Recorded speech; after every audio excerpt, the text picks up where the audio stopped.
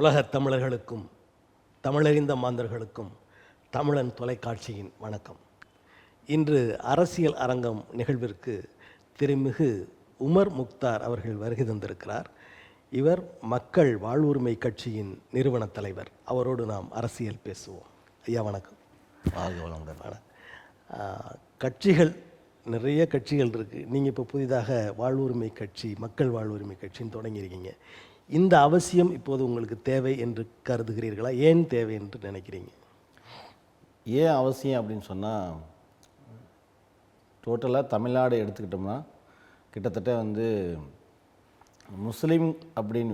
முஸ்லீம்கள் அப்படின்னு ஒரு தனித்து நின்றோம்னா ஒரு 50 இல்லை 60 தொகுதிகளை தனித்து நிற்கக்கூடிய அளவுக்கு தமிழ்நாட்டில் தொகுதிகள் இருக்குது. அதாவது முதல் நிலை பெரும்பான்மை, ரெண்டாவது பெரும்பான்மைன்ற மாதிரி வாக்குகள் இருக்குது. இப்போ அதை தவிர்த்து நம்ம என்ன பண்ணுறோம்னா, கூட்டணி அடிப்படையில் தனித்து நின்று இப்போ ஜெயிக்கிறது ரொம்ப சாத்தியம் இல்லை ஒரு விஷயம். அப்படிங்கும்போது கூட்டணி அமைத்து நிற்க வேண்டிய ஒரு சூழல் இருக்குது. அப்போது அந்த கூட்டணி அமைத்து நின்றாலும் கூட 2 சீட்டு, இந்த 1 சீட்டு அப்படின்ற ஒத்த 2 சீட்டுன்ற மாதிரி தான் போகுது. இன்றைக்கி அப்படி தான் ஒரு நிலையை முஸ்லீம் அரசியல் கட்சிகள் இருக்குது. இதை மாற்றணும் அப்படின்ற ஒரு எண்ணத்தோடு தான் நாங்கள் வந்திருக்கோம். அந்த 2, 3 20, 30 மாற்றணும் அப்படின்னு நினைக்கிறீங்களா? ஆமாம், நீங்கள் வட தமிழகம் எடுத்துக்கிட்டிங்கன்னா குறிப்பிட்டு 10 மாவட்டங்கள் இருக்குது. முஸ்லீம்கள் பெரும்பான்மை வாழக்கூடிய மாவட்டங்கள். ஒரு 4-5 கோடி மக்கள் வாழக்கூடிய வட தமிழகத்தில் கிட்டத்தட்ட 40 லட்சம் மக்கள் முஸ்லீம்கள் இருக்கிறாங்க. இன்னும் சொல்லப்போனால் வட ஆற்காடு மாவட்டம், சோத்தா ஆற்காடு மாவட்டம் சொல்லுவாங்க. இப்போ இந்த மாவட்டங்களில் பார்த்தீங்கன்னா 10 மாவட்டமாக இன்றைக்கி பிரிச்சுருக்காங்க. 10 மாவட்டமாக இருக்குது. ஆமாம் ஆமாம். அப்படி சமயத்தில் 10 மாவட்டங்களில் நம்ம குறிப்பிட்டு சொன்னோம்னா ஒரு 5-6 தொகுதிகளில் முஸ்லீம்கள் நின்றாங்கன்னா, சுயேட்சையாக நின்றவர் 2001 சுயேட்சையாக வாணியம்படி தொகுதியில் அப்துல் லத்தீஃப் என்றவர் நின்று ஜெயிச்சிருக்காரு. இப்போ சாத்தியம்னா சாத்தியம். அப்படின்னும் போது இந்த இடத்துல ஒரு அந்த இடம் சரி, மற்ற மாவட்டங்களில் போகும்போது ஒரு கூட்டணி தேவைப்படுதில்ல? நிச்சயம். இப்போ அதுதான் அந்த கூட்டணி உடன்பாடில் நீங்கள் ஒத்த 2 சீட்டோடு ஏன் போகிறீங்கன்றது தான் கேள்வியே. அப்போ நீங்கள் ஒரு 10 சீட்டு, அதில் ஒரு 8 பேரோ இல்லை ஒரு 10 பேரோ அப்படி சட்டமன்ற உறுப்பினராக இருக்கும் போது இப்போ இருக்கக்கூடிய இடஒதுக்கீடு உயர்த்தி கேட்குறதுக்கான வலிமை கிடைக்கும். ரெண்டாவது, வகுப்புவாத அரசியல் நிறைய நடக்குதுனால அப்போது இதெல்லாம் நம்ம ஒரு ஸ்ட்ரகிள், ஒரு போராட்டம் சட்டமன்ற உறுப்பினராக இருந்தால் மட்டும்தான் நம்ம அந்த உரிமையை அந்த அவையில் வைக்க முடியும். தவிர நம்ம வெளியே என்ன தான் போராட்டம் நடத்தினாலும் அது அவை குறிப்பில் ஏறாது அப்படின்ற ஒரு இது இருக்குது. அதனால் சட்டமன்றத்தில் பலம் தேவைப்படுது. அதுக்கு இந்த உங்களுடைய நினைவுகள் இருக்கிற இப்போது அதாவது எம்எல்ஏக்களாக இருக்கிறவங்க, கட்சி தலைவராக இருக்கிறவங்க, இஸ்லாமிய கட்சிகள், அந்த தலைவர்களுக்கெல்லாம் இல்லைன்னு நினைக்கிறீங்களா நீங்கள்? இல்லை, ஆரம்பத்தில் எல்லோரும் வரும்போது அந்த உணர்வோடு தான் வராங்க. இப்போ என்னையும் கேட்கலாம், நீங்கள் அப்படி தான் வரீங்க, நீங்களும் வர்றீங்க, அந்த அந்த அந்த அடிப்படையில் தான் இப்போ இருப்பீங்க அப்படின்னு. ஆனால் அதுக்கப்புறம் போக போக என்ன ஒரு சமரசம் வந்துடுது அவங்களுக்குள்ள. வந்துட்டு பின்னாடி சரி இருக்கிற அந்த பிரதிநிதித்துவத்தை வச்சுக்கிட்டு ஏதோ நம்ம செய்வோம் அப்படின்ற மாதிரி அவங்க கொடுக்குறத வாங்கிக்கிட்டு நம்ம செய்வோம் அப்படின்னு. அவங்க கொடுக்குறது வாங்குறதுக்கு நம்ம உங்களை சட்டமன்ற உறுப்பினராக ஆக்கலை, சரிங்களா? நீங்கள் அவங்க கொடுக்குறது மட்டும் இல்லாமல் மேலும் நீங்கள் என்ன ஒரு போராட்டம், சரிங்களா, நீங்கள் முன்னெடுத்து நீங்கள் அதை வாங்கி கொடுக்கணும் அப்படின்னு நம்ம சொல்லணும். ஸோ போராடாமல் நீங்கள் எதுவுமே கிடைக்காது, சாத்தியம் இல்லை. அது அவங்க இப்போ போராடுறதே இல்லை. இப்போ நீங்கள் பார்த்தீங்கன்னா இன்றைக்கி இருக்கக்கூடிய சட்டமன்ற உறுப்பினர்களில் யார் போராடுறா? ஆளும் அரசோடு அவங்க ஒத்துழைச்சி அப்படியே தான் போகிறாங்க. இன்னி வரைக்கும் அவங்கள கண்டித்து எதனா நடந்திருக்கேன்னா நடந்தது கிடையாது. இப்படியான ஒரு சூழல் இருக்குது. இப்போது இந்த நிலையில், அதாவது இஸ்லாமியர்களுக்காவது 2-3 பேர் கட்சி சார்பில் போட்டியிட்டு வெற்றி பெறாங்க. ஆனால் உங்களுக்கு அடுத்த நிலையில் இருக்கிற கிறிஸ்தவர்கள் அல்லது உங்கள் மக்கள் தொகைக்கு ஈடாக இருக்கிற கிறிஸ்தவர்களுக்கு அந்த வாய்ப்பு இல்லாமல் இருக்க, அதை பற்றி உங்கள் கருத்து என்ன? இங்கே என்ன அப்படின்னு சொன்னால், இந்த சமூகம் ஒடுக்கப்படும் போது தான் அங்கேருந்து ஒரு அரசியல் எழுச்சி பெறுது. அரசியல் சமுதாயத்தை விட முஸ்லீம் சமுதாயம் நெருக்கப்படுது. ஆமாம், அதனால் வஞ்சிக்கப்படுது. அப்படின்னும் போது ஸோ அங்கே ஒரு அரசியல் எழுச்சி ஏற்படுது. அது மூலியமாக தான் கட்சிகள் உருவாகுது. இப்போ அவங்களுக்கு அந்த ஒரு நெருக்கடி கிடையாது. இந்திய அளவுலேயும் சரி, எங்கேயோ அங்கே ஒன்று இங்கே ஒன்று தான் நடக்குமே தவிர, நீங்கள் கும்பல் படுகொலை எடுத்துக்கங்க, அது இன்றைக்கி ஒரு 200 பேர் கும்பல் படுகொலையில் கொல்லப்பட்டாங்க. அப்படி எதனா நம்ம சொல்ல முடியுமா? சொல்ல முடியாது. ஒடிசாவில் நடந்த நிகழ்வு நினைவுகளாக நம்ம வச்சுருக்கோம், அவ்வளோதான். டெல்லியில் சின்ன சின்னதாக ஒரு தேவாலயங்கள் தாக்கப்பட்டது, இவ்வளோதான், வேறு எதுவும் கிடையாது. பெருமளவில் தாக்கப்படுவது இஸ்லாமியர்கள். இஸ்லாமியர்கள். அதனால் இது தேவைன்னு நினைக்கிறீங்க, அதனால் உங்களுக்கு இந்த மாதிரியான இடஒதுக்கீடுகள்லாம் தேவைன்னு நினைக்கிறீங்க. ஆமாம், இது ஒரு பாதுகாப்பாக நினைக்கிறோம். இந்த அரசியல் என்பது என்னென்னா எங்களுக்கான ஒரு பாதுகாப்பாக நினைக்கிறோம். ஏன்னா எங்களுக்கு கொடுக்கப்பட்டிருக்க உரிமை இப்போ பறிக்கப்பட்டு வருது. அப்படிங்கும்போது நாங்கள் இப்படியே வேடிக்கை பார்த்துட்டு இருந்தோம்னா, திராவிட முன்னேற்ற கழக அரசு வந்து இஸ்லாமியர்களுக்கு ஒரு பாதுகாப்பு அரணாக திகழ்கிறது. மொத்தமாகவே சிறுபான்மை மக்களுக்கு பாதுகாப்பு, அதனால தான் அவங்களை வெற்றி பெற செய்கிறார்கள். சிறுபான்மையினரின் வாக்குகள் தான் திராவிட முன்னேற்ற கழக வெற்றிக்கு அடித்தளமாக இருக்கிறது அப்படின்லாம் பேசுகிறாங்க. அப்படி இருக்கும்போது அந்த கட்சியை எதிர்த்து கொண்டு இன்னொரு கட்சியை தொடங்க வேண்டிய அவசியம் இல்லை. திமுக அது ஒரு ஒரு பிம்பம் கட்டமைக்கப்பட்டிருக்கு. உண்மை இல்லை, அது உண்மை இல்லை. யதார்த்தம் சொல்லணும்னா உண்மை கிடையாது. நீங்கள் 3.5 இடஒதுக்கீடு கூட அந்த அம்மையார் வந்து அந்த ஆணையத்தை அமைச்சு எல்லாமே 2005 அந்த ஒர்க்கை ஸ்டார்ட் பண்ணி அது அந்த அம்மா வந்து எலெக்ஷனுக்குள்ளே கொடுக்க ட்ரை பண்ணாங்க 2006க்குள்ளே. அது முடியாமல் போனது. திமுக ஆட்சி வந்தோடனே அவங்க வந்து அது அந்த பெயரை கலைஞர் வாங்கிட்டாங்க. சரிங்களா? அப்போ முதல்ல இடஒதுக்கீடில் சேர்த்தது, இடஒதுக்கீடில் வந்து சேர்த்தது யாருன்னா எம்ஜிஆருடைய ஆட்சி காலத்தில் தான். கலைஞர் எங்கே இல்லையே, அவர் இதயத்தில் தான் இடம் கொடுத்தாரு. அப்புறம் இப்போ நீங்கள் கட்சி அதிராவிட நோக்கமே அண்ணா திராவிட முன்னேற்ற கழகத்திற்கு ஆதரவாக இயங்க வேண்டும் என்ற நினைவில் தானா? இல்லை, நன்றி மறக்கக்கூடாது. அந்த அடிப்படையில் தான் அதிமுகவை நான் வந்து நினைவு கூர்ந்து சொன்னேன். திமுக விட நான் அதிமுகவை வந்து சிறந்ததுன்னு சொல்லுவேன். அவ்வளோ அவங்க ஒப்பிட்ட அளவில் மொத்தமாகவே, அதாவது இஸ்லாமிய சமூகத்திற்கு திராவிட முன்னேற்ற கழக அரசு செய்ததை விட அண்ணா திராவிட முன்னேற்ற கழக அரசு செய்த நலன்கள் அல்லது நன்மைகள் அதிகம்னு நினைக்கிறீங்களா?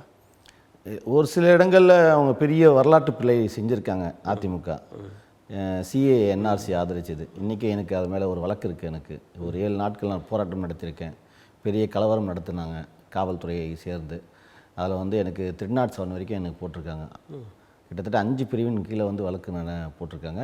அது மட்டும் 7 நாட்கள் நடந்த போராட்டத்து சம்மந்தமான வழக்கும் இருக்குது. அப்போது அதிமுக அதில் ரொம்ப ஒரு பாஜகவுக்கு நிகராக வந்து நடந்துக்கிட்டாங்கன்னு தான் நான் சொல்லுவேன். நான் அப்போ ரெண்டையும் நீங்கள் வந்து இவங்க நல்லவங்க இவங்க நல்லவங்கலாம் சொல்ல முடியாது. இல்லை, சொல்ல முடியாது. ஆனால் இப்போதைய சூழலில் நீங்கள் அதிமுகவை ஆதரிக்கிற நிலை வருமா 2026? 2026 அந்த பொதுக்குழு கூட்டி நாங்கள் முடிவெடுக்கலான்னு இருக்கோம். ஏன்னா இப்போ அதிமுக திமுக மாறி மாறி பார்த்தாச்சு. கிட்டத்தட்ட ஒரு 50 ஆண்டு காலம் 60 ஆண்டு காலம் நம்ம பார்த்தாச்சு. சரி, இப்போ வேறு எதுனா, ஏன்னா இப்போ போட்டி நிற்கிறாங்க. இங்கே ஒரு 10 பேர், அங்கே ஒரு 10 பேர் போட்டி நிற்கிறாங்க. மற்ற யாருக்கும் வாய்ப்பு கிடையாது. இப்போ செகண்ட் எதனா வாய்ப்பு கிடைச்சுன்னா உடனே அவங்க என்ன பண்ணுவோம், அவங்க உரிமை பற்றி பேச போகிறாங்களா? இல்லை, கிடைச்ச வாய்ப்பை தக்க வைக்க தான் பார்ப்பாங்க.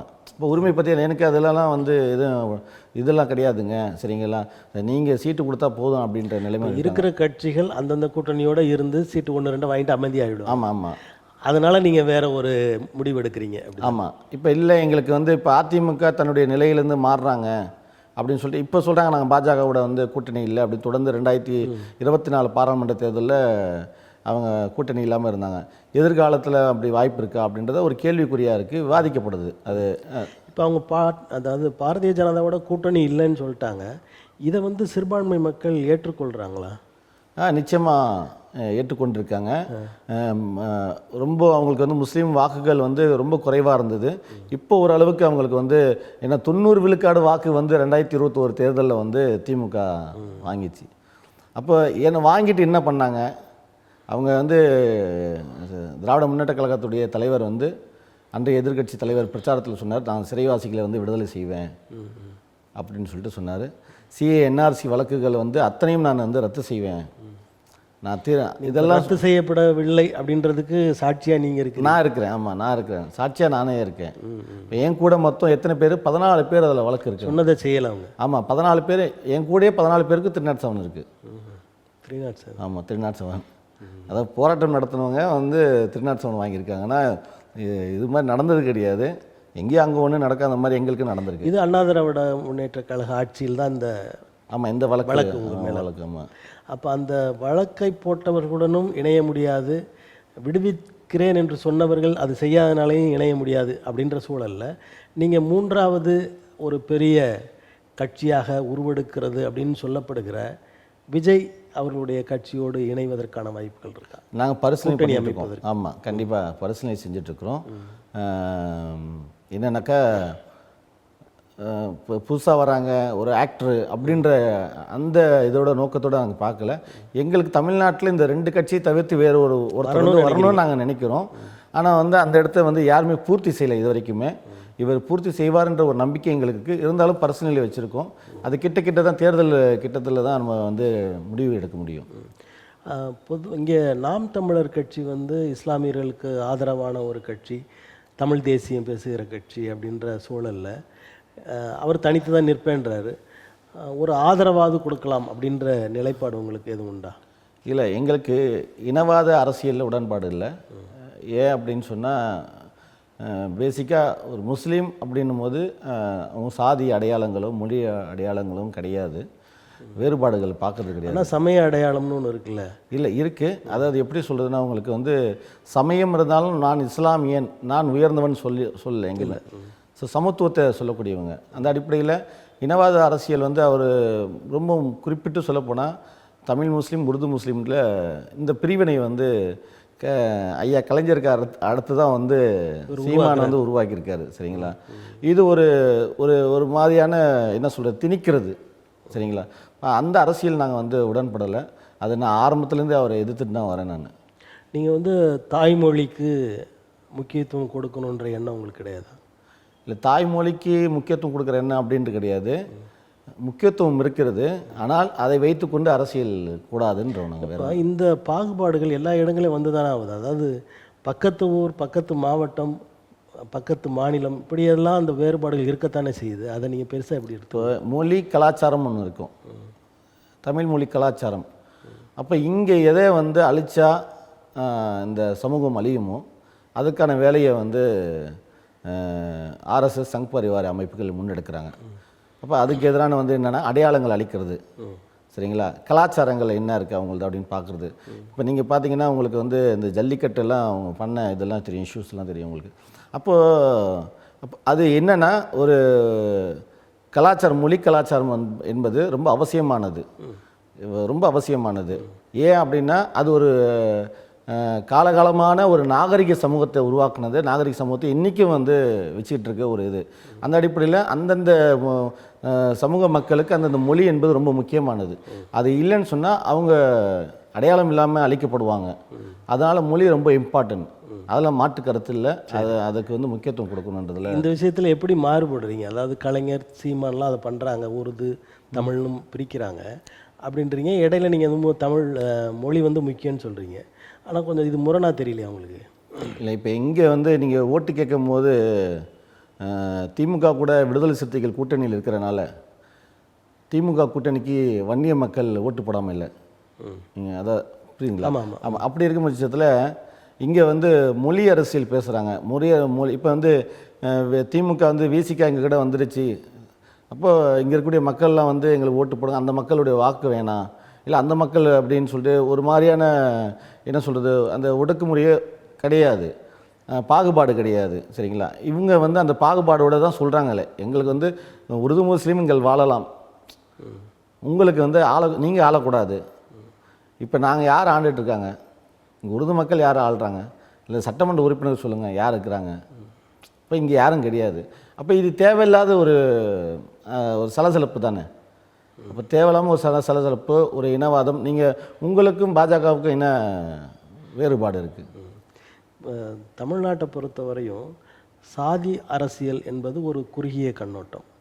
அதை தாண்டி அடுத்த சமயம் அப்படின்னு போகும்போது அது ஒரு அதை விட பரவாயில்ல அப்படின்னு சொல்லலாம்.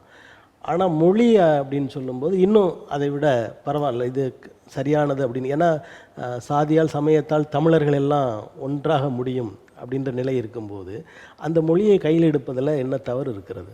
நீங்கள் பாகிஸ்தான்லேருந்து பங்களாதேஷ் உருவானதுக்கு காரணமும் மொழி தான். இஸ்லாமியர்களுடைய தலைமைத்துவமாக இருந்த துருக்கி அது துண்டாக்கப்பட்டதே மொழி அரசியல் தான். துருக்கியர்கள் அரபுகள் அப்படின்னு சொல்லி, அரபியர்கள் அப்படின்ற மாதிரி.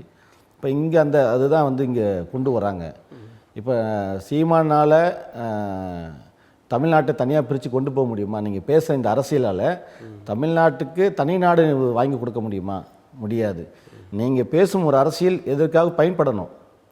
இப்போ இங்கே தமிழர்கள் உரிமை இல்லைன்றீங்களா? அது இல்லைன்னு சொல்லி அவர் மறுத்து பேச முடியுமா? இல்லையே. எல்லாருக்கும் இடஒதுக்கீடு இருக்குது. இங்கே இருக்கக்கூடிய எல்லா சமூகத்துக்கும் இடஒதுக்கீடு இருக்குது. எதிர்காலத்தில் அப்படி வந்து மாறிடக்கூடாதுன்ற ஒரு எச்சரிக்கை உணர்வால் இப்படி பேசுகிறாங்கன்னு சொல்லலாம்.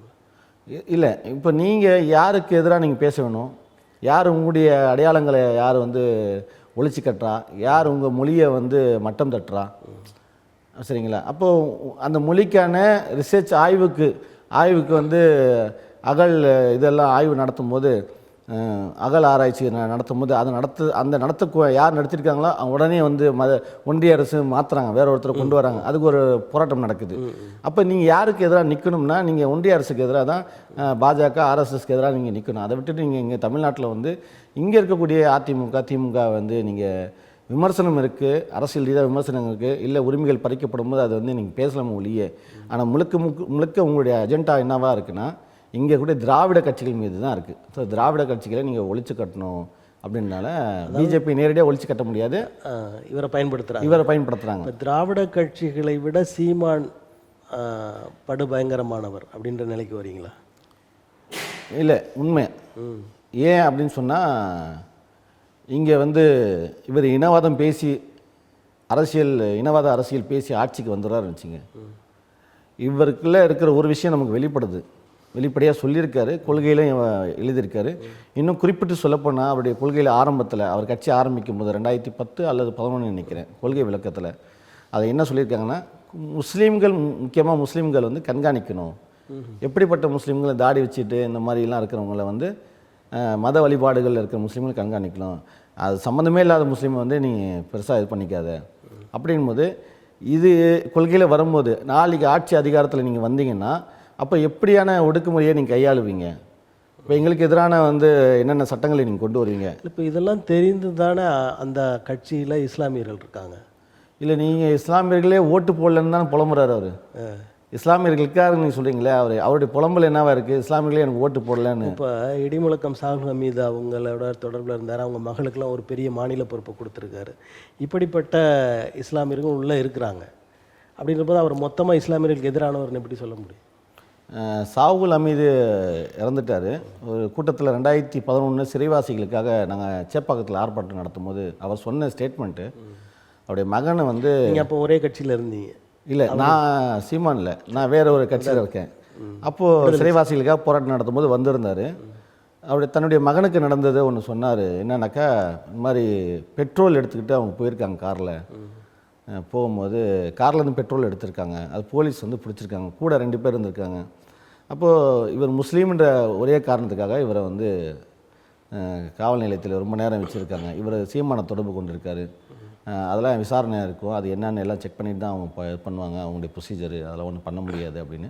அப்போ அவங்க வந்து நான் வந்து தமிழன், நான் என்னுடைய மத அடையாளத்தை தூக்கி எறிஞ்சிட்டு நான் வந்து தமிழ் முரசு சாகுல் ஹமீதுன்னு சொல்லி நான் வந்தேன் அப்படிங்கும்போது, என்னை வந்து அப்போ கூட இங்கே இருக்கக்கூடிய அரசும் காவல்துறையும் என்னை வந்து ஒரு இஸ்லாமியனாக தான் பார்க்குது, என்னை தீவிரவாதி கண்ணோட்டத்தில் தான் எங்களை அணுகுது அப்படின்ற மாதிரி அவர் அந்த இடத்துல ரொம்ப கண்ணீரோடு பேசினார். அது அப்போ அதற்கு தமிழ்நாட்டில் இந்த கட்சிகளால் இஸ்லாமியர்களுக்கு எவ்வித லாபமும் இல்லை அப்படின்ட்டு எடுத்துக்கலாம்.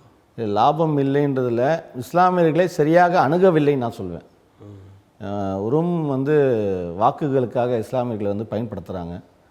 அதுதான் ரொம்ப கஷ்டமாக இருக்குது. என்ன சொல்கிறது, மற்ற எல்லாத்துலேயும் பாருங்கள், நீங்கள் இஸ்லாமியர்களை நட்பு பாராட்டுவாங்க, எல்லாத்துலேயும் நட்பு பாராட்டுவாங்க, எல்லா இதுலேயும் சரி. ஆனால் தொகுதி பங்கீடுன்னு வந்துட்டாலே முடிஞ்சு போச்சு. நட்பெல்லாம் கிடையாது. என்ன ஒருத்த சீட்டு 2 சீட்டு வாங்கிட்டு போங்க, அவ்வளோ. அதுக்கு மேலே எல்லாம் கிடையாது.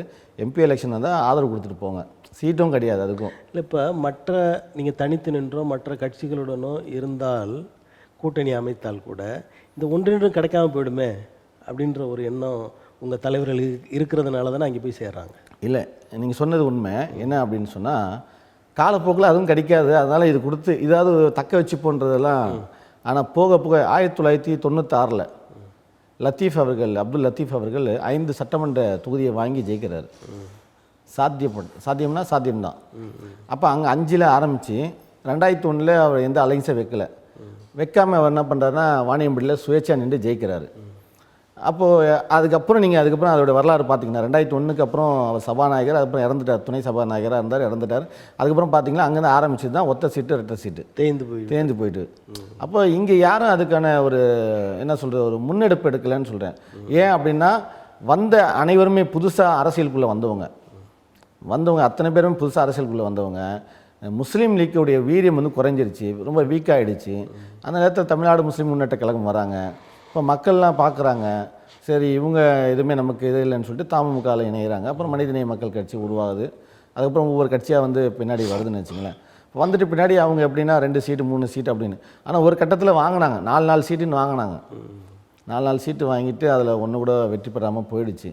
அது ஏன் அப்படின்னு சொன்னால் முழுக்க இஸ்லாமியருடைய வாக்குகள் வந்து திமுக விழணும் அப்படின்ற கான்செப்டில் 2016 விடும் அப்படின்ற ஒரு இதில் தான் என்ன பண்ணால் எஃபர்ட் போட்டு இது பண்ணாங்க. ஆனால் அங்கே கூட இஸ்லாமிய தலைவர்கள் வந்து சிறு தவறுகள் செஞ்சிட்டாங்க. என்ன அப்படின்னு சொன்னால் முஸ்லீம் லீக்கு 4, மனிதநேய மக்கள் கட்சிக்கு 4ன்னும் போது நீங்கள் அதை பிரித்து கூட இருக்க இஸ்லாமிய கட்சிகள்லாம் ஒருங்கிணைச்சு அவங்களுக்கு ஒரு சீட்டு அப்படின்னு சொல்லிட்டு நீங்கள் ஒன்று விட்டு கொடுத்து கொஞ்சம் அரவணைச்சி போயிருந்தா ஒரு ஆமாம் சேர்ந்துடும். அப்போ இங்கே இஸ்லாமிய கூட்டமைப்பு இருக்குது, 24 அமைப்புகள் சேர்ந்து ஒரு கூட்டமைப்பு இருக்குது. தொகுதி பங்கிடும் போது நீங்கள் இஸ்லாமிய கூட்டமைப்போடு சேர்ந்து பேச்சுவார்த்தை நடத்துங்க. அப்போ கண்டிப்பாக உங்களுக்கு வந்து அந்த 10 அல்லது 20 சீட்டு கிடைக்க வாய்ப்பு இருக்குது. அப்போ நீங்கள் வந்து தேவைப்படும் பட்சத்தில் உங்களுக்கு வந்து ஒரு சடங்குக்காக நீங்கள் இஸ்லாமிய கூட்டமைப்பு நடத்திட்டு இருக்கிறீங்க.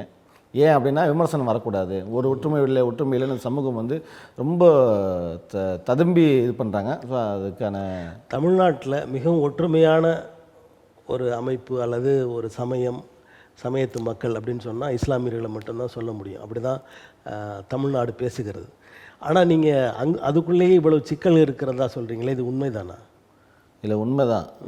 சிக்கல் இருக்குதுன்னு சொன்னால் இப்போ எல்லாரும் வந்து ஒவ்வொரு அமைப்பு ஒவ்வொரு அரசியல் கட்சின்னு இது பண்ணுறாங்க. சிக்கல் வந்து இந்த அரசியல் நிலைப்பாடுகளில் சிக்கல் இருக்குது, சரிங்களா? அந்த அரசியல் நிலைப்பாடு சிக்கல்னால் ஒவ்வொருத்தருக்குமான ஒரு விருப்பம் இருக்குது. அந்த விருப்பத்தின் அடிப்படையில் அந்த விருப்ப திணிப்பாக மாறுது. அங்கே அந்த கட்சி உடையுது, அந்த கட்சி உடஞ்சி 4ஆக பிரியுது. இப்படி தான் தலைவர்கள் உருவானாங்க. நீங்கள் முஸ்லீம் லீக் அடுத்தது பார்த்தீங்கன்னா இந்திய தேசிய லீக் மட்டும்தான், இந்தியன் நேஷ்னல் லீக்கு நம்ம இவர் அப்துல் லத்தீஃபுடைய பார்ட்டி, சரிங்களா? அதுக்கப்புறம் நீங்கள் வேறு எந்த கட்சியும் நம்ம சொல்ல முடியாது. 96க்கு அப்புறம் சொல்கிறேன் நான். அப்புறம் 96க்கு அப்போ 96 வரை 2001 வரைக்கும், அதுக்கப்புறம் 2001 தான் உங்களுக்கு இத்தனை அமைப்பு உருவாயிடுச்சு. 2 அரசியல் கட்சி தான் இருந்தது தமிழ்நாட்டில். இப்போ இத்தனை அரசியல் கட்சி உருவானதுக்கு காரணம் யாருன்னு உங்களுக்கே தெரியும், நான் சொல்ல தேவையில்லை. இருக்கிற கட்சிகள் உடைச்சிட்டாங்க அப்படின்றீங்களா? இல்லை, உருவான புதிய கட்சிகள் வந்து உடைச்சி அவங்களுக்குள்ளே இதாகிட்டாங்க. இப்போ ஒரு கட்சியில் 5 பேர் இருக்கிறாங்கன்னா 5 பேருமே இன்றைக்கி வந்து ஒரு தலைவர்களாக இருக்கிறாங்க. இப்போ அதாவது இஸ்லாமியருடைய நலன் கருதி புதிய அமைப்பை தொடங்க வேண்டும், கட்சியை தொடங்க வேண்டும் என்ற நினைவு எல்லாம் உங்களுக்கு இந்த உமர் முக்தார் அப்படின்ற ஒரு பெயர் ஏற்பட்டதுனால வந்த வேகம் நினைக்கிறீங்களா, இல்லை மக்களுக்காக நினைக்கிறீங்க? இல்லை, அப்படி இல்லை. நான் 2006லேருந்தே இருக்கிறேன் அரசியலில். எனக்கு ஒரு அரசியல் ஈடுபாடு ரொம்ப 2006. அதுக்கு அந்த பெயர் ஒரு காரணம்னு நினைக்கிறீங்களா? காரணம் இல்லை, அந்த பேர் ஒரு காரணம் நினைக்கல நான். அதை அந்த பேராக நான் நினைக்கல. உண்மையில் அந்த பேர் ஒரு காரணமாக நான் நினைக்கல. எனக்குள்ளே ஏற்பட்ட மாற்றங்கள் வந்து இங்கே நடக்கக்கூடிய விஷயங்கள்லாம் பார்க்கும்போது எனக்கு சின்னதாக ஏதோ ஒரு அரசியல் கட்சியில் சேருவோன்ற ஆரம்பத்தில் நோக்கம். எனக்கு இப்படி ஒரு தலைமையாக வந்து நிற்பேன்னு எனக்கு தெரியாது. கிட்டத்தட்ட 19 வருஷம் வந்து அரசியலில் இருக்கிறேன். ஆனால் இப்படி நான் வந்து நிற்பேன்றது எனக்கு தெரியாது. ஆனால் ஆரம்பத்தில் என்னுடைய நோக்கம் என்ன இருந்ததுன்னா, எதனா மக்களுக்கு செய்யணும், நல்லது செய்யணும்னு சொல்லி தான் உள்ளே வந்தது. வரும்போது ஆரம்பத்தில் வந்து தேமுதிக ஒரு இப்போ நடிகர், அப்போல்லாம் நம்ம ரசிகர் தானே நம்ம எல்லாமே. அப்படிங்கும்போது கேப்டனுடைய ரசிகராக இருந்து உள்ளே வந்தது.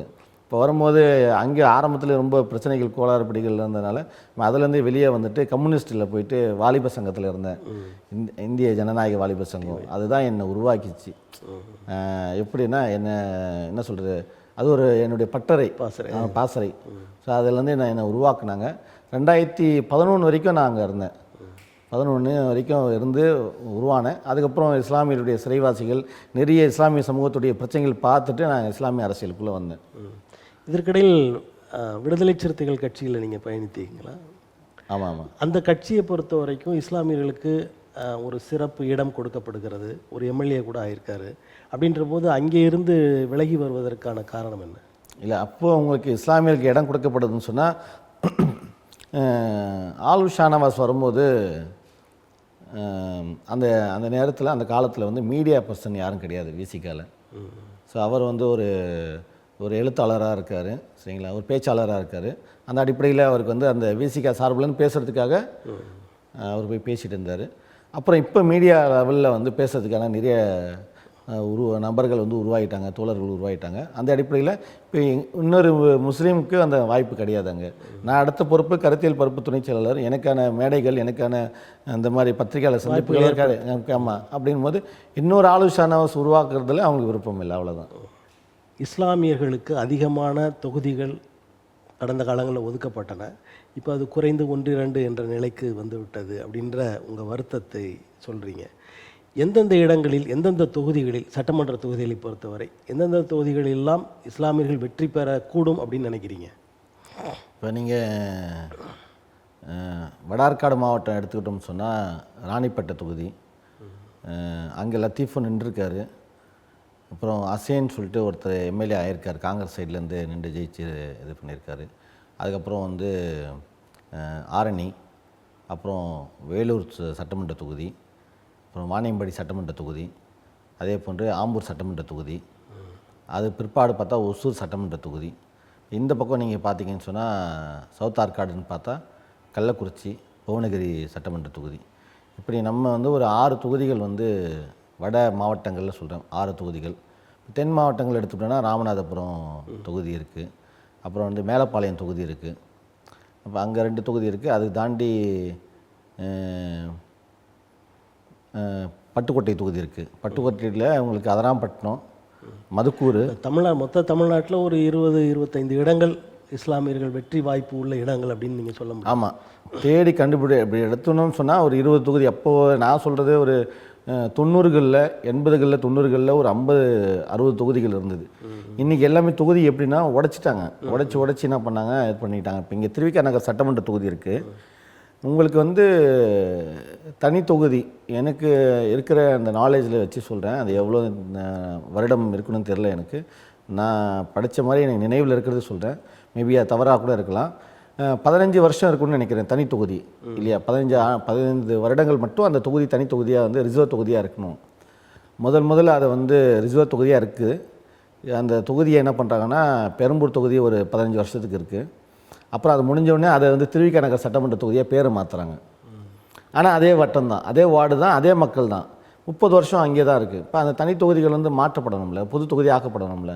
இப்போ இது போன்ற நிறைய இடங்களில் இஸ்லாமியர்கள் அதிகமாக வாழ்ந்து கொண்டிருக்கிற இளையான்குடி தொகுதி கூட மாற்றம் விட்டு அது ஒரு அந்த மானாமதுரை தொகுதியாக மாறிடுச்சுன்னு நினைக்கிறேன். ஆமாம், அந்த மாதிரி நிறைய தொகுதிகள் வந்து இப்போ பிரிச்சுறாங்க. பெரும்பான்மையாக இருக்கிறாங்கன்னா அந்த வட்டத்தை எடுத்து என்ன பண்ணுறாங்கன்னா இன்னொரு தொகுதியில் இணைச்சிடுறாங்க. அப்போ அந்த பெரும்பான்மையை வந்து உடைக்கிறாங்க. அந்த பெரும்பான்மை உடைச்சி தான் இன்றைக்கி மாவட்டங்களே உங்களுக்கு எடுத்துங்க. வேலூர் மாவட்டமே உடைச்சிட்டாங்கல்ல உங்களுக்கு. வேலூர், ஆமாம், திருப்பத்தூர்னு உருவாக்கிட்டாங்க. இப்போ எங்கே இருக்குது உங்களுக்கு மாவட்ட ஆட்சியாளருடைய அலுவலகம் எல்லாமே எங்கே இருக்குன்னா திருப்பத்தூரில் இருக்குது. இப்போ இங்கே ஆம்பூரில் இருக்கிற மக்கள்லாம் வந்து திருப்பத்தூருக்கு தான் போகணும் உங்களுக்கு. இப்போ நாடாளுமன்ற தொகுதிகள் கூட வேலூரில் இஸ்லாமியர்கள் வெற்றி பெற்றார்கள், மயிலாடுதுறை, ராமநாதபுரம் இப்படிலாம் இருந்தது.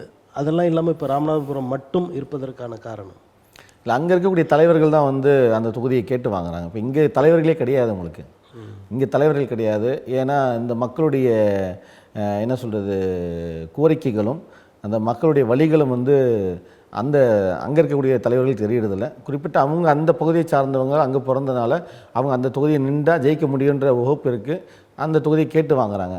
ஆனால் அது மட்டும் கிடையாது, அந்த ஒரு தொகுதி கிடைச்சா போதும் மாதிரி. இன்றைக்கி அந்த தொகுதி கூட இல்லையே உங்களுக்கு. இப்போ ராமநாதபுரத்தில் எங்கே நிற்கிறாங்க, எங்கே இருக்காங்க முஸ்லீம் கேண்டிடேட்டு இல்லை. இப்போ எம்பி சீட்டு முஸ்லீம் லீக்கு கொடுத்துருக்காங்க. ஏன் அப்படின்னு கொடுத்துருக்காங்கன்னு சொன்னால், இப்போ எப்போவுமே வேலூர் பாராளுமன்றம் தான் வந்து முஸ்லீம்களுக்கான எம்பி தொகுதி ஒதுக்குவாங்க. இப்போ அது என்ன ஆயிடுச்சுன்னா திமுக வந்து துரைமுருகனுடைய மகனுக்கு கொடுத்துட்டாங்க. 2வது முறையும் கொடுத்துருக்காங்க. ஆமாம், சரிங்களா? அப்போது அவ்வளோதான். இதுக்கப்புறம் அங்கே கிடைக்குமா வாய்ப்புனா கிடைக்காது. எப்படி சேப்பாக்கத்தில் வந்து அப்துல் லத்தீஃப் வந்து நின்று வெற்றி பெற்றாரோ திமுகவுடைய அலைன்ஸில் அவர் அப்துல் லத்தீஃப் வாங்கி சீட்டு வாங்கி ஜெயிச்சிருக்காரு. இப்போ திமுக அலைன்ஸில் கேட்க முடியுமா?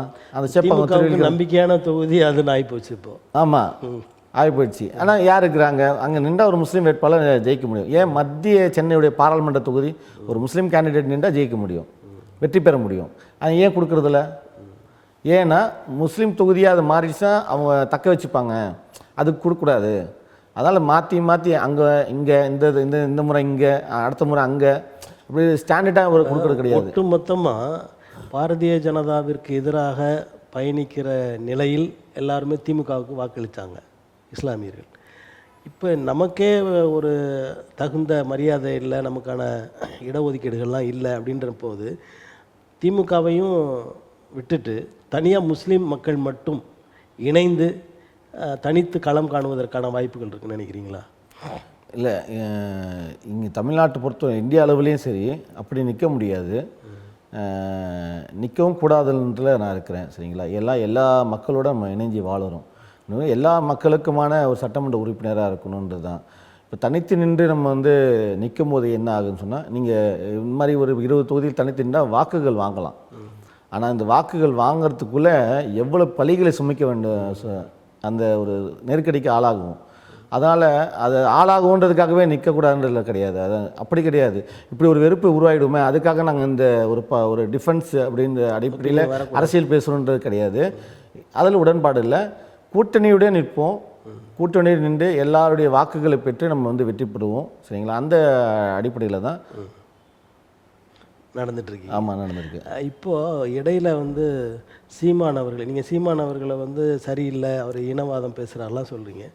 ஆனால் அவரை உங்களுடைய அமைப்பை, அதாவது சமயத்தை சார்ந்தவர் தடா ரஹீம் அவர்களே மிகவும் புகழ்ந்துரைக்கிறாரு. அதை பற்றி உங்கள் கருத்து? இல்லை, ஆரம்பத்தில் தடா ரஹீம் ரொம்ப பயங்கரமாக எதிர்த்தவர் வந்து தடா ரஹீம். அவர் கூட நானும் பயணிச்சிருக்கேன். அப்படி இருக்கும்போது இன்றைக்கி வந்து இனத்தின் விடியல்னு சொல்லிட்டு சொல்கிறாரு. இஸ்லாத்தை பொறுத்த வரைக்குமே அதான் நான் சொன்னேனே, இனம் வந்து மொழி சாதி எந்த அடையாளமும் கிடையாது அப்படின்னு சொன்னேன். ஏன்னா அந்த களிமா உறுதிமொழியை எடுத்தோன்னே சாட்சி பகிர்ந்தது பின்னாடி எல்லாமே கலைஞ்சிரும். அப்படி இருக்க சமயத்தில் எந்த இனத்தின் விடியலை பற்றி அவர் பேச போகிறாருன்னு எனக்கு தெரியல. அது சீமானோட எப்படி சொன்னால், சீமானோட அவர் பயணிக்க ஆரம்பிச்சிட்டாருன்னு சொன்னால் அவ்வளோதான். அப்புறம் அப்படியே சீமானாவே அவர் போயிடுவார், அவ்வளோதான். ஸோ அப்படி வேணாம் அப்படின்ற ஒரு அண்ணன்ற அடிப்படையில் நம்ம வந்து நமக்கு அவர் அட்வைஸ் பண்ண தேவையில்லை, அதை அவரே புரிஞ்சுக்கிட்டால் போதும், நமக்கு வேறு எதுவும் இல்லை. சொல்ல வேண்டிய இடத்துல சொல்லணும்னு தோணுது. ஆமாம், தோணுது, வேறு எதுவும் கிடையாது. இப்போது பெரியார் அவர்களை மிகவும் விமர்சித்து பேசி கொண்டிருக்கிறார் சீமான். தொடக்க காலங்களில் பெரியாரை பற்றி நிறைய பேசியிருக்காரு, பகுத்தறிவு கருத்துக்கள்லாம் முக்கியமானன்னு சொல்லியிருக்காரு. இந்த மாற்றத்திற்கான காரணம் என்ன நினைக்கிறீங்க அவர்?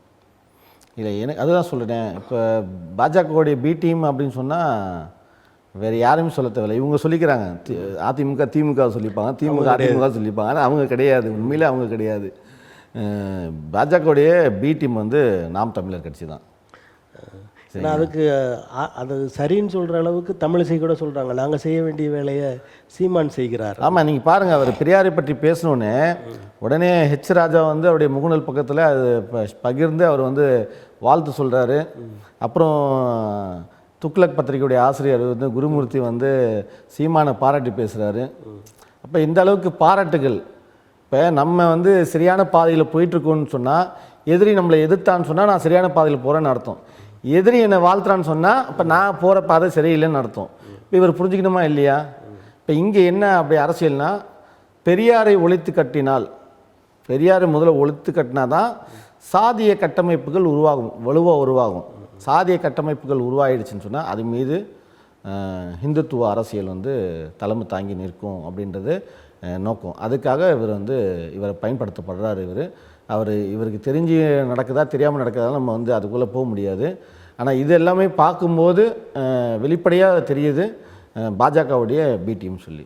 அதாவது 1900 ஆண்டுகளுக்கு முன்பு என்ன இருந்ததோ அதை மறுபடியும் கட்டமைக்க நினைக்கிறார்கள் பிஜேபி. அதற்கு உறுதுணையாக இருக்கிறார் சீமான். ஆமாம், உண்மை அதுதான். சாதிய கட்டமைப்புகள் வலுவாக நின்றுச்சுன்னா உங்களுக்கு தாழ்த்தப்பட்டவன், அப்புறம் நான் வந்து இடைநிலை சாதி, நான் அதுக்கப்புறம் வந்து சத்திரன், நான் வந்து பிராமணன் அப்படின்னு சொல்லி வந்துருச்சுன்னா இங்கே அவ்வளோதான். அதுக்கப்புறம் யார் இங்கே வருவாங்கன்னா, கர்நாடகா எப்படி ஆக்கிரமித்தாங்க, ஆந்திராவை இப்போ எப்படி ஆக்கிரமிச்சிட்டு இருக்காங்க பாஜக, அது போன்று தமிழ்நாட்டையும் ஆக்கிரமிச்சிருவாங்க.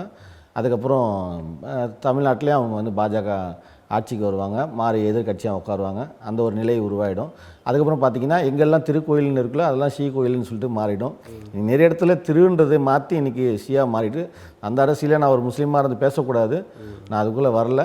இருந்தாலும் வந்து இதை பேச வேண்டியவங்க யார், பேசிகிட்டு இருக்கிறவங்க யாருன்னு சொன்னால் திராவிட அமைப்புகள். இப்போ திராவிட அமைப்புகள் வந்து ஒழிச்சு காட்டணும். அவங்கள ஒழிச்சு கட்டிட்டா அதுக்கப்புறம் சாதி அமைப்புகள்லாம் ஒரு அண்டர்ஸ்டாண்டிங்கில் ஆல்ரெடி ஆகிட்டாங்க. சாதி அமைப்புகள் ஓரளவுக்கு பாஜகவோட ஒரு நல்ல இதில் வந்துட்டாங்க, சரிங்களா, உடன்பாடில் வந்துட்டாங்க. இப்போ இவங்களை ஒழிச்சு கட்டினா தான் இது வந்து நம்ம ஆட்சி அரியணைக்கு வர முடியுன்ற அடிப்படையில் நேரடியாக எதிர்க்க முடியல. ஏன் எதிர்க்க முடியலன்னா, ஆரம்பத்துலேருந்தே எப்போ இருந்துன்னு சொன்னால் சுதந்திரம் அடைந்த பின்னாடியிலேருந்தே, அதுக்கு அடுத்ததுலேருந்தே சொல்கிறேன், தொடர்ந்து இங்கே பாஜக வந்து என்ன சொல்கிறது, அவங்க முதல்ல ஒரு சங்கப்பர அமைப்புகளாக இருந்தாங்க. அப்புறம் 80களில் அவங்க அரசியலாக வராங்க. வந்துட்டு பின்னாடி அவங்களுடைய டார்கெட் முழுக்க முழுக்க தமிழ்நாட்டை நோக்கி இருக்குது. எப்படியாவது இது பண்ணணும் அப்படின்னு சொல்லிட்டு, அதுதான் ராகுல் காந்தி பாராளுமன்றத்தில் சொல்லியிருப்பார். உங்களுடைய எதாவது சொல்கிறது, உங்கள் வாழ்க்கை காலத்தில் எப்போவுமே நீங்கள் வந்து என்ன பண்ண முடியாது, தமிழ்நாட்டில் நீங்கள் கால் ஊன்ற முடியாது அப்படின்னு. கால் ஊன்றணும்னு சொன்னால் அது திராவிட அமைப்புகள் ஒழிச்சு காட்டலாம். ஆமாம். இப்போ சிறுபான்மை அமைப்புகளை பொறுத்த வரைக்கும் திராவிட கட்சிகளை நம்புகின்றன, அவங்க வந்து பாதுகாப்புன்னு நினைக்கிறீங்க. இப்போ நீங்கள் வேறு மாதிரியான ஒரு முரணாக பேசினாலும் கூட திராவிட கட்சிகள் தான் சிறுபான்மையினருக்கு பாதுகாப்பு அப்படின்ற நிலை இருக்கிறது. இப்போ அந்த மாதிரியான திராவிட கட்சிகளை ஒழிக்கும் அளவிற்கு ஆர்எஸ்எஸும் சீமான் போன்றவர்களும் நுழைவதை விட அவர்கள் இருக்கணும் அப்படின்னு நீங்கள் நினைக்கத்தானே வேணும். திராவிட கட்சிகள் இருக்கணும் அப்படின்னு நினைக்கிறேன். ஆனால் நீங்கள் திராவிடத்துக்கு எதிராக இன்னும் ஒரு புதிய அரசியல் கட்சி வர வேணும் அப்படின்னு நினைக்கிறீங்க. இப்போ நான் எப்படி சொல்கிறேன்னா, மழைக்காலத்தில் வெள்ளம் சூழ்ந்து நிற்க ஒரு 3 நாளைக்கு, அது சிறந்ததா சுனாமி சிறந்ததா அப்படின்னு சொன்னால், நான் மழை காலத்தில் நிற்கிற வெள்ளம் சூழ்ந்து நிற்கிற அந்த 3 நாளைக்கு அது சிறந்துன்னு சொல்லுவேன். சுனாமி அப்படி கிடையாது, எல்லாமே அழிச்சிட்டு போயிடும். அந்த மாதிரி பாஜகவையும் நாம் தமிழரையும் நான் சுனாமியாக பார்ப்பேன். இவங்க வந்து அந்த மழைக்காலத்தில் சூழ்ந்திருக்கு அந்த வெள்ளமாக நான் பார்க்குறேன். அதனால் அதோட இது பரவாயில்ல அப்படின்னு சொல்லி இன்னும் நாங்கள் பெஸ்ட்டாக எதிர்பார்க்குறோம். அவங்கக்கிட்ட இந்த பெஸ்ட்டாக கிடைச்சிருதுன்னு சொன்னால் இங்கே இஸ்லாமிய அரசியல் கட்சிகளே இருக்காது. எங்களுக்கான உரிமைகள் வந்து கொடுக்கப்பட்டுச்சுன்னா நாங்கள் எதுக்கு அரசியல் போகிறோம் இல்லையே. நீங்கள் கம்யூனிஸ்ட்டுகளும் எடுத்துக்கங்க. நீங்கள் பெரிய நான் அதுக்குள்ளே அங்கே தான் இருந்தேன், நான் அங்கே தான் உருவானேன். ஆனால் எனக்கு அவங்க மேலே பெரிய முரண்பாடு இருக்குது. இன்றைக்கி வெஸ்ட் பெங்காலில் 33 ஆண்டுகள் அவங்க ஆட்சியில் இருந்தாங்க. ஆனால் இந்தியாவிலே அதிகமாக ஒடுக்கப்பட்டது எங்கேன்னு சொன்னால் வெஸ்ட் பெங்காலில் தான், மேற்கு வங்க மாநிலத்தில் தான் இஸ்லாமியர்கள் வந்து அதிகமாக வந்து ஒடுக்கப்பட்டாங்க. இன்னும் சொல்லப்போனால் விகிதாச்சாரத்துக்கு மேலே வந்து அவங்க வந்து சிறைப்படுத்தப்பட்டாங்க. அது ஒரு எல்லையில் இருக்கிறதுனால அந்த மாதிரியான பிரச்சனைகள் நிறைய வந்தது. இல்லை, பொது உடைமை அரசியல் பேசக்கூடியவங்க எந்த சமயத்திற்கும் சாராதவர்கள், அப்படி ஒரு செக்குலர் மேலே ஒரு சோசியலிசம் பேசக்கூடியவங்க. அப்படி இருக்க அவங்க வந்து இன்றைக்கி வந்து இந்தியாவில் வந்து பிஜேபிக்கு நேர் எதிரி அப்படின்னு சொல்லக்கூட காங்கிரஸும் சொல்ல முடியாது, கம்யூனிஸ்டுகளும் சொல்ல முடியும். அப்படிப்பட்ட நீங்கள் வந்து எப்படி அங்கே இருக்கக்கூடிய சிறுபான்மை மக்களை ஒடுக்குனீங்கன்றது ஒரு இது இருக்குது. ஸோ அந்த மாதிரி தான் இது. இப்போ தமிழ்நாட்டில் திராவிட முன்னேற்ற கழக ஆட்சியின் மேல் அதிருப்தி அதிகமாகி கொண்டிருக்கிறது. அடுத்த தேர்தல் அவங்க வர முடியாது, அண்ணா திராவிட முன்னேற்ற கழகம் தான் ஆட்சி பொறுப்பிற்கு வரும் அப்படின்னு பேசுகிறவங்க சிலர் இருக்கிறாங்க. இந்த கருத்தை நீங்கள் எப்படி பார்க்குறீங்க? இல்லை, அதிமுக வந்து இன்னும் கூட வந்து வீரியமாக செயல்படலை. வெறும் வந்து என்ன சொல்கிறதுன்னா, அவதூறு, ஒரு விமர்சனங்கள், ஒரு காழ்ப்புணர்ச்சி, ஏதோ ஒரு அடிப்படையிலான குற்றச்சாட்டுகளே வருதே தவிர ஆக்கப்பூர்வமான பணிக்கு அவங்க போகலன்றதை நான் பார்க்குறேன். தேர்தல் வந்துருச்சு, மீண்டும் வந்து திமுக வரக்கூடிய மாதிரி ஒரு சூழல் இருக்குது. ஏன்னா அவங்க ஒரு பெரிய லாபி அரசியல் பண்ணி வச்சுருக்காங்க. கூட்டணி கட்சிகள் இன்றைக்கும் என்னதான் ஒரு சண்முகம் மார்க்சிஸ்டுடைய மாநில செயலர் வந்து அவர் என்னதான் ஒரு கண்டனம் கொடுத்தா கூட இன்றைக்கி யாருக்கு ஆதரவு கொடுத்தாருன்னா ஈரோடு இடைத்தேர்தலில் திமுக தான் கொடுத்து வச்சுருக்காரு. விசிகாவில் ஒரு சிலருக்கு அதிருப்தியாக இருந்தாலும் அவங்களும் வந்து திமுகவோட தான் இருக்காங்க. எல்லாரும் அந்த கூட்டணியை அப்படியே அவங்க தக்க வச்சுருக்காங்க. இல்லை, இப்போ இந்த நிலை 26 தேர்தல் காலங்களில் மாறுன்னு சொல்கிறாங்களே. 25 இடங்கள் வேணும் கிடைக்கும் அப்படின்னு நினைக்கிறோன்னு வன்னியரசு பேசுவதும், கம்யூனிஸ்டில் வந்து ஒரு எமர்ஜென்சியை கொண்டு வந்திருக்காங்க அப்படின்னு இது முந்தைய அந்த செயலாளர் சொன்னதெல்லாம் அவங்களுக்குள்ள ஒரு அதாவது எதிர்மறை கருத்துக்கள் இருப்பது போல தெரிகிறது. அது 26 பிரதிபலிக்கலாம், வேறு கூட்டணிகள் மாறலாம் அப்படின்ற. இல்லை, சீட்டை கேட்குறாங்க அதிகமாக, வேற ஒன்றும் இல்லை. நீங்கள் வந்து நாங்கள் முன்னாடி கேட்க மாட்டேன்னு சொல்லும்போது அவங்க மாறுறதுக்கு இது. ஏன்னா விசிகா வெளிப்படையாக சொல்லியிருக்கு, மார்க்சிஸ்ட்டும் வெளிப்படையாக சொன்னது தான், அரசியல் நிலைப்பாடுகளில் அவங்க தெளிவாக இருக்காங்க. நாங்கள் கூட்டணி தொகுதி பங்கீடு என்பது கூட்டணி அதோட அந்த தேர்தலோடு முடிஞ்சிடும் எங்களுது. அதுக்கப்புறம் நாங்கள் எதிர்க்கட்சி தான், மக்களுக்காக தான் நிற்கக்கூடியவங்க. சரிங்களா? விசிகாவும் அந்த நிலைப்பாடு தான். அவங்க என்ன பண்ணுறாங்கன்னா, நாங்கள் தொகுதி பங்கீடு தான் எங்களுக்குள்ளே. அதுக்கெல்லாம் மாறலாம், வாய்ப்பு இருக்குது, மாறலாம். ஆனால் இன்றைக்கி வந்து இல்லைன்னு சொல்கிறாங்க. ஏன் இல்லைன்னு சொல்கிறாங்கன்னா, இப்போ அவங்க சட்டமன்ற உறுப்பினராக இருக்காங்க, அவங்க தொகுதிக்கு முடிஞ்ச அளவுக்கு அரசுக்கிட்டேருந்து சலுகைகள் பெற்று கொடுக்குறாங்க. அது நின்றும் இப்போ அது அவங்க பார்க்குறாங்க. ஸோ அதனால் அவங்களும் என்ன பண்ணுறாங்கன்னா, இன்னும் சிறப்பு சலுகைகள் அவங்களுக்கு இருக்கிறதுனால அது இருக்கிற வரைக்கும் அப்படியே நகர்த்திட்டு போகலாம். அப்படி தேர்தலுக்கு முன் ஒரு 2-3 மாதங்கள் அந்த நேரத்தில் மாறுவதற்கு வாய்ப்பு இருக்குது. விசிகாவும் இடதுசாரிகளும் வந்து அதிமுகவுக்கு போனாங்கன்னு சொன்னால் ஓரளவுக்கு அவங்களுக்கு அதிகமான சீட்டுகள் ஒதுக்கப்படும் இல்லை? சீட்டுகள் ஒதுக்கப்படும். வெற்றி தோல்வி வந்து கொஞ்சம் மாறுறதுக்கான வாய்ப்புகள் இருக்குது. ஆனால் நாட் ஒன்லி அவங்க மட்டும் நான் சொல்லலை, அவங்க மட்டும் போனால் மட்டும் சாத்தியப்படாது.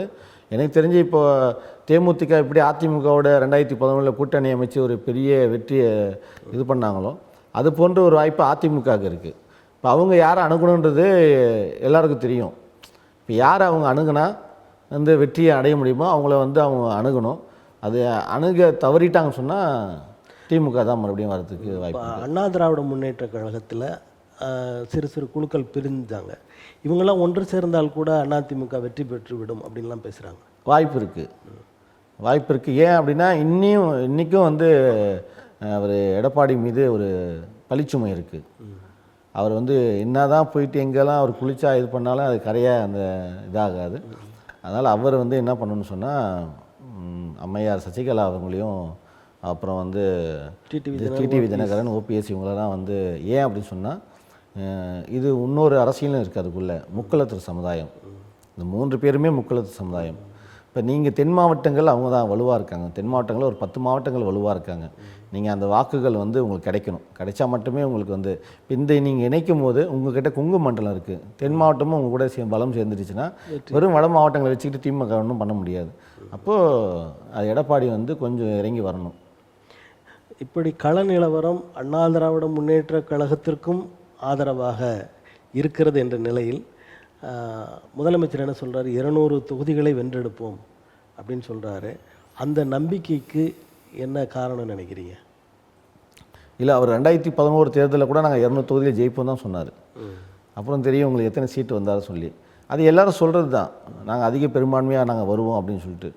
இன்னும் சொல்லப்போனால் அதிமுக வந்து 2016 நாங்கள் எதிர்பார்த்தோம் நிறைய அதிக சீட்டுகள் அந்த அம்மா வருவாங்கன்னு சொல்லி. ஆனால் 130 சீட் தான் வந்தாங்க. அப்போ அங்கே என்ன ஹார்ட் ஒர்க் கொடுத்துருக்காங்க. அதுதான் நான் அதிமுகவை சொல்கிறேன். அவர் நமக்கு நாமேன்ற ஒரு இதை வந்து ஒரு பயணம் போனார். அந்த மாதிரி இவங்க அதிமுக எதனா முன்னெடுத்துட்டு வலுவாக போகணும். இன்னும் சொல்லப்போனால் நீங்கள் சொன்ன மாதிரி டிடிவி, அந்த அம்மையார் சசிகலா, அப்புறம் ஓபிஎஸ் இவங்களெல்லாம் வந்து அரவணைச்சி கொண்டு போனார்னா நிச்சயமாக வாய்ப்பு இருக்குது அதிமுக 2026 ஆட்சி பிடிக்க. அவர் எடப்பாடி உறுதியாக சொல்கிறாரு அதற்கான வாய்ப்பே இல்லை. ஏன்னா அவருக்கு ஒரு அச்சம் உள்ளே இருக்குது, இவங்க வந்தால் கட்சி அவங்க எடுத்துப்பாங்களோ அப்படின்ற ஒரு அச்சம் இருக்கும் இல்லையா?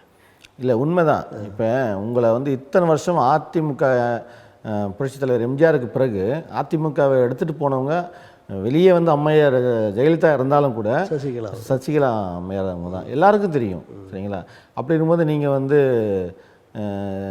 அவங்கள சேர்க்க மாட்டேன்றது சரியான ஒரு போக்கு கிடையாது. சரிங்களா? அவங்கள சேர்த்துக்கிட்டாலும் நீங்கள் அதிகார பகிர்வு பேசுங்க.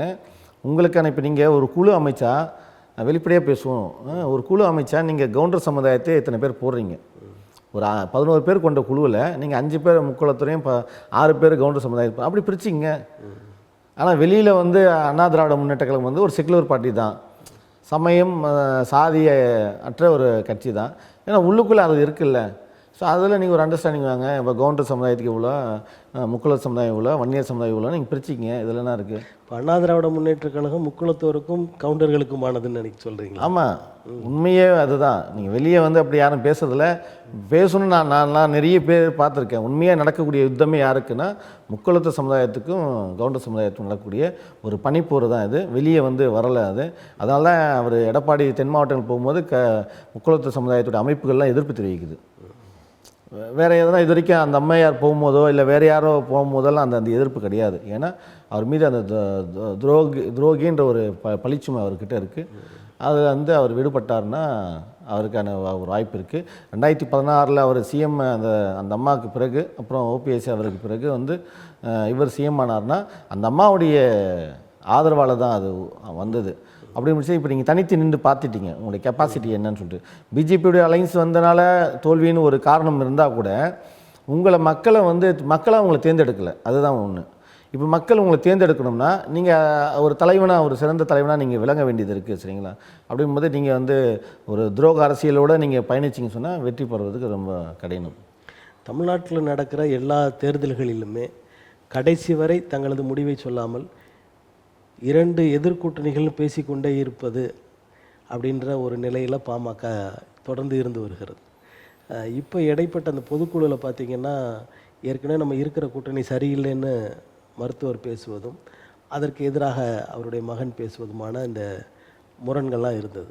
இப்போ பாட்டாளி மக்கள் கட்சி 2026 எந்த நிலையை எடுக்கும்னு நினைக்கிறீங்க?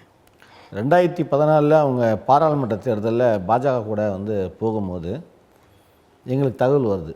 நாங்கள் உடனே இஸ்லாமிய அமைப்புகள்லாம் கூட்டி பட்டாளத்தில் யாத்கார் மண்டபம்னு ஒன்று இருக்குது, திருமண மண்டபம். அங்கே வந்து ஒரு இஃப்தார் வந்து ஏற்பாடு செய்கிறோம். செஞ்சிட்டோன்னே இவர் அன்புமணியை கூப்பிட்டு சமரசம் பேச்சார். சமரசம்னா அவர் அதிருப்தியில் இருக்கார், இஸ்லாமியர்கள் மீது ஒரு அதிருப்தி. என்ன அப்படின்னா மக்கள் தொகை கட்சி வந்து தாக்கப்பட்டது, அதுக்கு வந்து பிஜேபி பாஜக மட்டும்தான் வந்து ஆதரவு கொடுத்தது, அதுக்காக கண்டன போஸ்டர்லாம் அடித்தாங்க, இஸ்லாமியர்கள் யாருமே வந்து எங்களுக்காக பேசலை, மரக்கணம் கலவரம், இதுக்காக வந்து இஸ்லாமியர்கள் எங்களுக்கு பக்கமாக நிற்கலை அப்படின்ற ஒரு அதிருப்தி அவருக்குள்ளே இருந்தது. ஆனால் உண்மையாக அப்படி கிடையாது, இஸ்லாமியர்கள் நின்றுருக்காங்க. அது ஒரு காரணமாக அவர் சொல்லும்போது சரி கூப்பிட்டு நாங்கள் ஒரு இஃப்தார் நிகழ்ச்சியில் கலந்துக்கான ஏற்பாடு பண்ணுறோம், அவரும் வரேன்னு சொல்லிட்டாரு. அப்போது ஐயா வந்து போகிறதுக்கு விருப்பம் இல்லை, பெரியவருக்கு வந்து போகிறதுக்கு விருப்பம் இல்லை. இப்போ இவர் என்ன பண்ணுறாருன்னா அன்றைக்கி வரேன்னு சொல்லிவிட்டு அந்த டேட்டு புக் பண்ணி வரேன்னு சொல்லிட்டு ரொம்ப எமர்ஜென்சியாக கூட்டினது, 2 நாளில் ஏற்பாடு பண்ணது. அவர் அதுக்கு சப்போர்ட்டாக வந்து மத்திய இணையமைச்சர், அந்த முன்னாள் மத்திய இணையமைச்சர் ஏகே மூர்த்தி அண்ணன் வந்து அவர் வந்து ஸ்பான்சர், முடிஞ்ச அளவுக்கு அந்த கொஞ்சம் செலவுகள் அவரும் எடுத்துக்கிறார். அப்போ அவங்களுக்கு விருப்பம் இருந்திருக்கு, பாஜக கூட போகக்கூடாது, இந்த பக்கமாக வரணும் அப்படின்ற ஒரு இது இருக்குது. இஸ்லாமியர்களுடைய போனால் இஸ்லாமியர்களுடைய நம்ம முரண்பட்டு நிற்போம் அப்படின்றனால அவரும் சப்போர்ட்டாக வந்து பண்ணும்போது அப்போது மணி அவர்களும் ஏகே மூர்த்தி மட்டும்தான் வராங்க அந்த இஃப்தார் நிகழ்ச்சியில், அவர் வரல. அப்போ அவங்களே வெளிப்படையாக பேசுனாங்க, அந்த மேடையிலே பேசுனாங்க, எல்லா தலைவர்களும் இருக்காங்க, இஸ்லாமிய தலைவர்களாக இருக்காங்க, வெளிப்படையாக பேசுனாங்க. அப்போ பேசும்போது இதுதான் காரணம் அப்படின்னு சொன்னாங்க. இல்லை அப்போது உங்களுக்கு இல்லை எங்கள் சைட்லேருந்து பார்க்கும்போது எங்களுக்கு தெரியல, அந்த மாதிரி அது ஒரு காரணமாக தெரியல, இருந்தாலும் நாங்கள் வந்து இதுக்கப்புறம் சரி பண்ணிக்கிறோம் அப்படின்னு சொல்லி சொன்னாங்க. ஆனால் நீங்கள் போக வேணாம் அப்படின்னு ஒவ்வொரு தலைவர்களும் எழுந்து பேசும்போது நாங்கள் வந்து டிஸ்கஸ் பண்ணுறோம், ஒரு அன்புமணி ராமதாஸ் அவர்கிட்ட நாங்கள் சொல்கிறோம் அப்படின்னு சொல்லிட்டு இவங்க 2 பேர் போனாங்க. போனதோட அவங்க பாமக வந்து பாஜகவுடைய அலைன்ஸில் போனாங்க. இப்போ தொடர்ந்து அவங்க பாஜக அலைன்ஸில் இருக்கிறாங்க. பல்வேறு காரணங்கள் இருக்குது, அதுக்கு உங்களுக்கு தெரியும்னு நினைக்கிறேன். பல்வேறு காரணங்கள் இருக்குது, அவங்கள தக்க வச்சுக்கிறதுக்கான ஒரு நெருக்கடி அவங்களுக்கு இருக்கிறனால அந்த நெருக்கடியின் காரணமாக அவங்க இருக்கிறாங்க. இப்போ அவங்க மாறுறாங்க அப்படின்ற ஒரு தகவல் இருக்குது, மாறுறாங்க. 24 ஒரு ரிசல்ட் பார்த்துருவோம், எனக்கு கிடைச்ச தகவல் அடிப்படையில் 24 ஒரு வாய்ப்பை பார்த்துருவோம். அதை தான் அவர் வெளியிடுறார் பெரிய மருத்துவர் ராமதாஸ் அவர்கள், இந்த கூட்டணி வந்து மாறலான்ற ஒரு. ஆமாம், 24 வரைக்கும் இவரே சொன்ன ஸ்டேட்மெண்ட்டாக வந்து நமக்கு வந்த தகவல். 24 வரைக்கும் பார்ப்போம், வெயிட் பண்ணுங்கள், இல்லைன்னும் போது நம்ம 26க்கு வந்து திமுக அப்படின்ற மாதிரி ஒரு தகவல் வருது. திமுக ஆனால் விசிகா இங்கே வந்து விட்டு கொடுக்குற மாதிரி தெரியல. அப்படிங்கும்போது பாமக போனால் சிறந்ததாக இருக்கும். ஏன்னா பாமக பொறுத்த வரைக்குமே எனக்கு தெரிஞ்சு வந்து இஸ்லாமியர்களுக்கான எதிரான ஒரு கட்சியே கிடையாது. இன்றைக்கி பாஜகவுடைய சாயலில் அது அப்படி மாறுதா இல்லை மாற்றுறாங்களான்னு தெரியல. இன்றைக்கி பாமக இருக்கிற நிறைய பேர் பாஜகவில் போயிட்டாங்க. இது எப்படின்னு சொன்னால் கரையா மாதிரி, பாஜக பொறுத்த வரைக்கும் கரையா மாதிரி அரைச்சிரும். என்ன எந்த கட்சியில் போனால் அந்த கட்சியை அரைச்சிரும். இப்போ உங்களுக்கெல்லாம் நார்த் சைடில் நடக்கிறது தெரியும். அந்த மாதிரி இப்போ ஐயாவுக்கு அது நல்லா தெரியுது. ஐயா வந்து எப்படின்னு சொன்னால் அப்போ வந்து ஆரம்ப காலகட்டத்தில் பழனி பாபா கூட வந்து பயணித்தவர். ஆமாம், அதிகமாக பாட்டாளி மக்கள் கட்சி கூட்டங்களில் பேசின வந்து பாட்டாளி மக்கள் கட்சி தலைவர்களை விட பழனி பாபா தான் அதிகமாக பேசியிருக்காரு. அப்படிங்கும்போது ஐயாவுக்கு அதில் வந்து உடன்பாடே கிடையாது, இவருடைய விருப்பத்தின் அடிப்படையில் போகிறாரு. இன்றைக்கி ஐயாவுக்கு இன்றைக்கும் அந்த உடன்பாடு இல்லை அவருக்கு. ஏன்னா ஒரு தாய் பிள்ளையாக வந்து எல்லோரும் இருந்தாங்க. இன்றைக்கி தொடங்கின காலத்திலேருந்தே ஒரு இஸ்லாமியருக்கு பெரிய பொறுப்பை கொடுத்துட்டு இருந்தாங்க. ஆமாம் இருந்தால் இவர் இப்போ தமுகவில் வந்து இருக்கார், ஒரு மாநில நிர்வாக குழு உறுப்பினராக இருக்கார். இவர் குணங்குடி அனிஃபான்னு சொல்லிட்டு அவர் வந்து பொருளாளராக இருந்தார். அது மாதிரி இஸ்லாமியர்கள் இருக்கிறாங்க, பொருளாளராக இருக்காங்க. சிறுபான்மை அணி தலைவராக வந்து ஷேக் மொஹிதீன் சொல்லிட்டு இருக்கார், ஈரோட்டுக்காரர் இருக்கார், இன்றைக்கி இருக்கார். இப்போ உங்கள் பார்வையில் 2026 எப்படி இருக்கும் என்று நினைக்கிறீங்க? 2026 தேர்தல் வந்து இப்போ இருக்கக்கூடிய நிலவரத்தை வச்சு சொல்லணுன்னா திமுகவுக்கு சாதகமாக இருக்குது. அதிமுக சமரசம் நிறைய இடத்துல செய்ய வேண்டியது இருக்குது. மேலும் புதிதாக வந்தவர்களையும் அவங்க வந்து அரவணைச்சி கொண்டு போனாங்கன்னா, இன்னும் வெளிப்படையாக சொல்லலாம், தமிழக வெற்றி கழகத்தை பேச்சுவார்த்தை நடத்தி அவங்க கூட அந்த தொகுதி பங்கீடு செஞ்சாங்கன்னா 2011 கண்ட அந்த வெற்றி, அதே போன்ற ஒரு வெற்றி 2026 அதிமுகவுக்கு சாத்தியமாகும். நன்றி. இதுவரையும் தமிழக மக்களுக்கு உங்கள் கருத்துக்களை தமிழன் தொலைக்காட்சி வாயிலாக தந்தமைக்கு எங்களது நன்றி. ரொம்ப மகிழ்ச்சி. நன்றி.